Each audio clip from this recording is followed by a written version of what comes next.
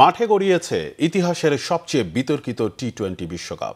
নেদারল্যান্ডসকে হারিয়ে শুভ সূচনা করেছে পাকিস্তান। 3 উইকেটে জয় পায় তারা। স্কটল্যান্ডের বিপক্ষে 35 রানে জিতেছে ওয়েস্ট ইন্ডিজ। কলম্বোতে টসে হেরে প্রথমে ব্যাট করে 147 রান তোলে ডাচরা। অধিনায়ক স্কট এডওয়ার্ডস 37, বাজ ডেলি 30 রান করেন।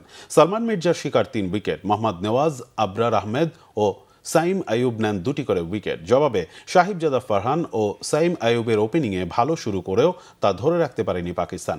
114 রানে 7 উইকেট হারিয়ে পরাজয়ের শঙ্কায় পড়ে তারা। তবে শাহিন শাহ আফ্রিদিকে নিয়ে দলকে লড়াইয়ে রাখেন ফাহিম আশরাফ। ডাচ ফিল্ডারদের ক্যাচ ড্রপের সুযোগে শেষ পর্যন্ত অবিচ্ছিন্ন থাকে এই জুটি। কষ্টার্জিত জয় পায় পাকিস্তান। সাহিবজাদা 47 করেন, 29-এ অপরাজিত থাকেন ফাহিম। কলকাতায় টস জিতে উইন্ডিজদের ব্যাটিংয়ে পাঠায় স্কটিশরা। সুযোগটা দারুণভাবে কাজে লাগায় ক্যারিবীয় ব্যাটসম্যানরা। 5 উইকেটে 182 রানের বড় স্কোর করে তারা। সিমরন ওয়েটমোর খেলেন 64 রানের ইনিংস। 183 রানের টার্গেট উইন্ডিজের শিকারী বোলিংয়ে 147 রানে অল আউট হয় স্কটল্যান্ড। 35 রানে জয় পায় শাই হোপের দল। টি-20 বিশ্বকাপে এটি 10ম আসর। এই প্রথম টি-20 বিশ্বকাপে খেলছে না বাংলাদেশ। নিরাপত্তা ইস্যুতে ভারত নিয়ন্ত্রিত আইসিসির বিতর্কিত কর্মকাণ্ডে বিশ্বকাপ বয়কট করতে বাধ্য হয় বাংলাদেশ। টাইগারদের স্থানে স্কটল্যান্ডকে খেলার সুযোগ দেয় আইসিসি।